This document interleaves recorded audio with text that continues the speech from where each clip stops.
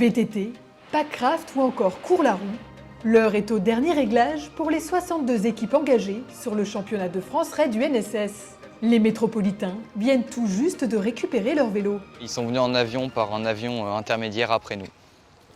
Et du coup, oui, on vient de les recevoir et là, on vient de tout monter parce qu'ils étaient démontés dans des cartons. Il y a un petit peu de stress quand même, toujours, surtout un raid France.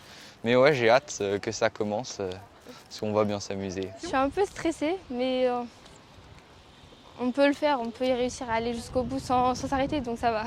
L'objectif de cette équipe originaire d'Indre-et-Loire, c'est de se faire plaisir et d'aller jusqu'au bout de la compétition. On n'est pas forcément avantagé, c'est-à-dire qu'on n'a pas l'eau, on n'a pas les montagnes, pas de dénivelé. Les forêts, c'est plutôt dans le sud du département. Mais c'est des élèves qui sont polyvalents et justement, c'est ce qu'on recherche aussi. On connaît notre place, ça ne sera pas la gagne. Ils ne sont pas là par hasard non plus, ils ont été qualifiés.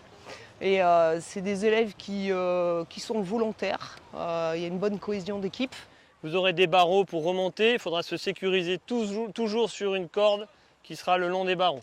Okay, vous aurez une tyrolienne, pareil, on sera sur la corde aussi de la tyrolienne. Les collégiens écoutent attentivement les dernières consignes avant l'épreuve de canyoning. Pour être bien en sécurité, il faut accrocher les mousquetons, les enlever un par un, et les raccrocher après de l'autre côté du checkpoint. Pour se protéger des blessures ou si on tombe, avoir une sécurité assez suffisante. C'est l'activité que j'attends le plus parce qu'on va y avoir, je pense, le plus de sensations. Et le côté sécurité, c'est vraiment important parce que c'est quand même dangereux. Moins risqué mais tout aussi ludique, l'atelier Cours-la-Roue est une véritable découverte pour la plupart des élèves. Il faut prendre une roue et mettre les bâtons à l'intérieur pour la faire rouler. C'est assez difficile. Parce que les bâtons, des fois, ils s'en mêlent et tout, du coup, c'est trop dur. Ce qui est difficile, c'est de garder l'équilibre entre le pneu et les bâtons. Et quand tu tiens les bâtons, en fait, ça ne glisse pas, ça ne fait pas glisser le pneu. Donc du coup, ça avance pas.